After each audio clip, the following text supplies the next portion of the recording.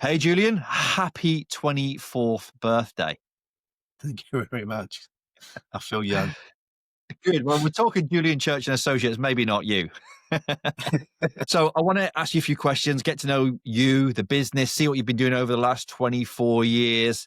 And my first question for you is, why do you do what you do? Fell into it. I Tell me wanted to about be an that. architect. Well, I wanted to be an architect originally when I was at school, and I looked at the study route for it, and they wanted 7 years study on it. And I thought that's enough of that. I've already had enough of education already. So I started applying for surveyors jobs, which seemed to be a short study time. Ultimately, I did 5 years part-time day release at South Bank, and then 2 years diary after that. So after 7 years, which matched what the architects would have been, I was a qualified surveyor. And then from that, I then did postgraduate diploma in project management and subsequently qualified in that as well. So that's how I fell into it. Okay. So is it all work and no play? I mean, I bet you've got hobbies and interests that you're passionate about. Yeah, yeah. I think most people that know me know I'm a big football fan, Okay. but probably what they don't know about me is I'm actually quite a big real tennis advocate. Oh, how'd you get into that? It's in the genes, as they say. Okay. My dad was a real tennis coach and gave that up when I came along. Okay. My uncle actually was a real tennis coach all the way through his life, Yeah. pretty much up until he died. And with that, it's a game that's therefore been in the sort of family, so to speak. There's only 23 courts in the UK. I started playing in 2019. I always shied away from the sort of tennis side, if you like, although I'd had lessons when I was younger. My Yeah. granddad was actually a tennis pro, lawn tennis pro. Right. So on my mum's side, that is, and that's how my mum and dad met. So there's a good game there, but I'm quite keen at playing real tennis. It's a different game, heavier ball, a lot of cut, play off the walls, play off the roof, but it's a good sort of workout, if you like. I was going to ask you, what's the difference between tennis and real tennis?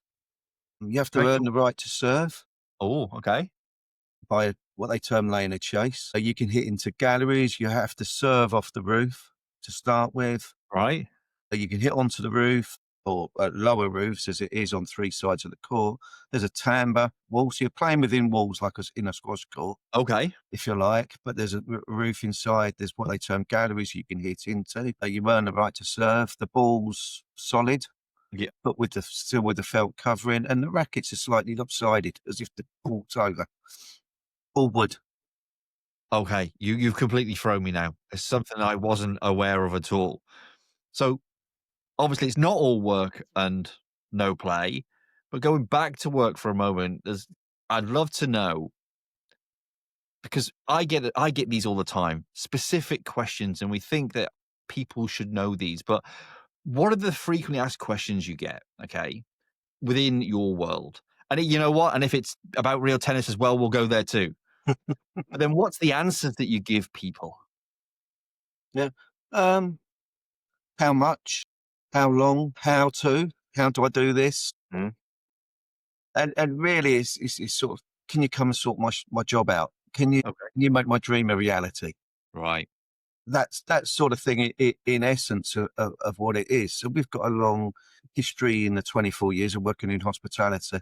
So restaurants, bars, cafes, Mm. and I think we can demonstrate a really good background basis in all of those things in terms of what we can do and a breadth of knowledge that means that most of the time we've probably experienced whatever that problem is at least once or twice before, that we Okay. can take that learning from before to make this new stuff happen, or we can show not necessarily book wise better, but knowledge based better ways of doing things.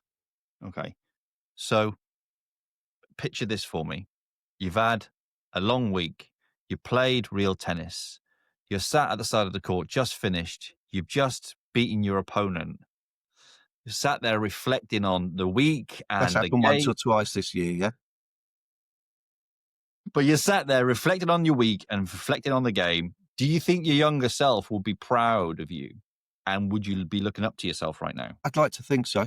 I think my younger self, Yeah, my younger self was a little bit different at times with that. In terms of my younger professional self now, yes, I think I would be looking up to what I'm doing. I think we've created a legacy in some respects. If you go back over our 24 years, we had a very lengthy time working at Cafe Nero. Okay. Tell me We about went that. from we went from their 48th. I started work on their 48th unit when I worked Okay. at my previous company. When I first made the jump into Julian Church and Associates, Cafe Nero came and said, "Look, you've been doing this work before. Would you like to do it again for Okay. yourself? If you can prove yourself, we'll give you a few of these." Over the course of 3 years, we had all of their work, including their maintenance at one stage. Historically, then, through that period, we've worked, and other consultants have as well, but we've worked with them, and we took them into Sweden as well as what they've done in the UK. Mhm. So that was a legacy to be had in terms of that coffee side. That springs other clients in the coffee sector. I think if you look at what we do with staff, we've had some good staff working for us over the years. Yeah. Some of them have come and gone, some have retired, some have gone on to other things. I like to think that the likes of some of those staff, they've actually qualified while they've been with us here and then gone on. Some have set up their own practice. Others have gone on to working for contractors and things like that and gone up to sort of director level. I think we gave them a good basis. Yeah.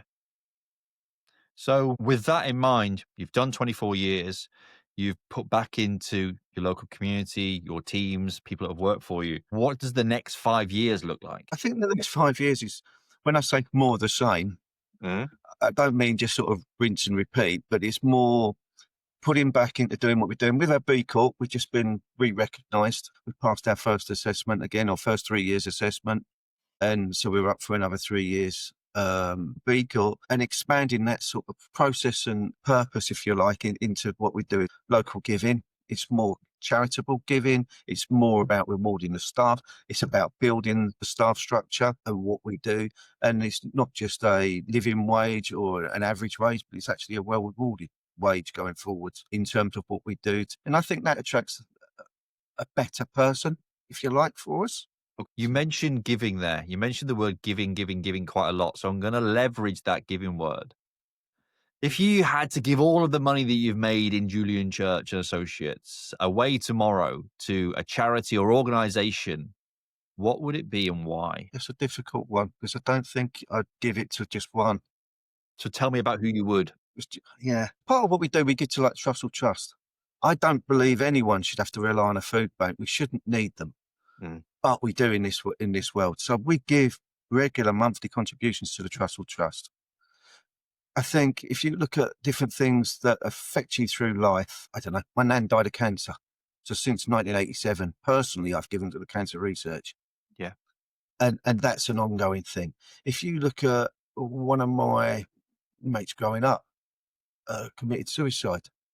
That affected me into doing like charity walks for Calm and things like that.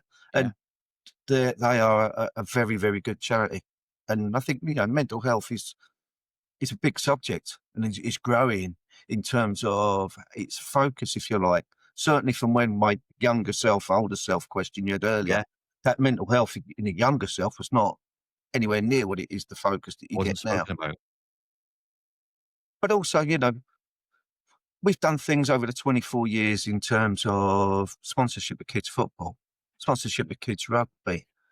We did the sponsorship of the local arts road tackle centre. And all of those we give to various sectors within our community. And not necessarily stuff that we would directly touch on a day-to-day basis sometimes. So not just one, but the bigger broad, I think.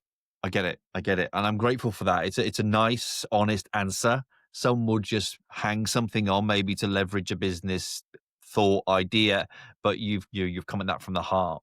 Now you mentioned some of the sort of organizations like food banks and things like that. And you also mentioned that you're B Corp. So I'd love to just explore that a bit more and find out what promises have you made to make our world a better place for the future? I think when you look at B Corp, it's made up of lots and lots of smaller companies. And individually, that individual impact isn't necessarily going to change the world. But Okay. when you get the big groupings and get the industries together, and it's across industry and across commerce, we can all make a difference.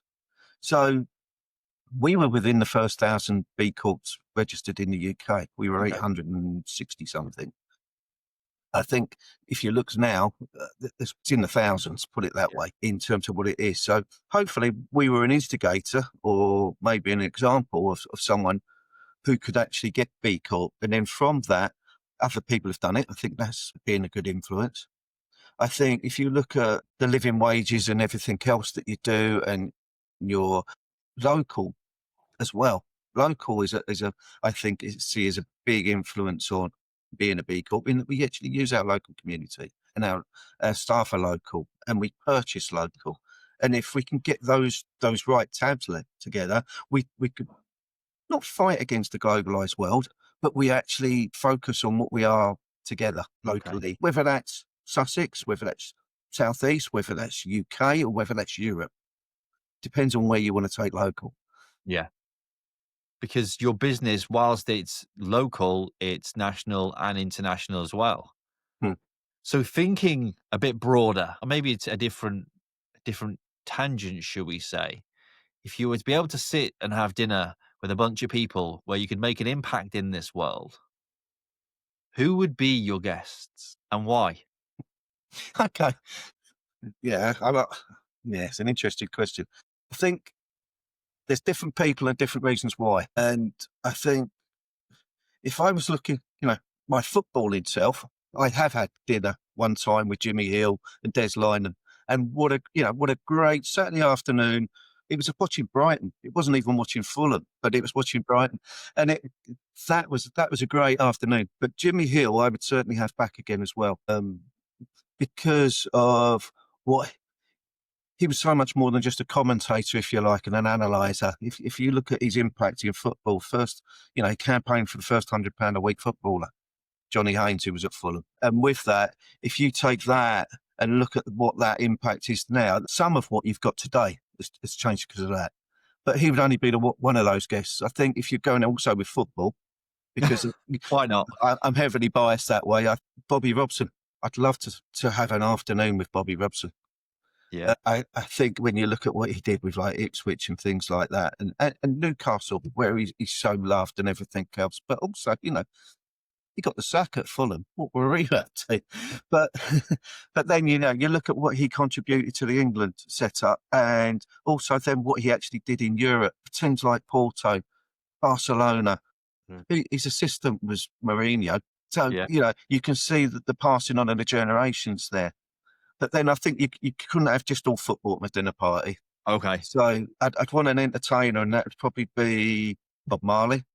Okay. I like reggae music. I like ska music. I like that sort of generational music there. Ska, soul, reggae, they all mix quite well. I think he would have some great stories to tell Yeah. in terms of what he is. And then sort of, I don't know, you'd want to have a political figure there. And I wouldn't necessarily want an MP or a prime minister. I think I'd go for Nelson Mandela Okay. just because of what his impact on the world and how he's perceived at different times as well. Mm. Classified a terrorist at one time, and then he's a freedom fighter. Yeah. And that was, if you read his life story and how they sort of documented it there's some really sort of deep bits in there. Anyone else? Well, that's five of us. I don't want to crowd the table. My problem is I think what I've just named is five fellas. Yeah, yeah.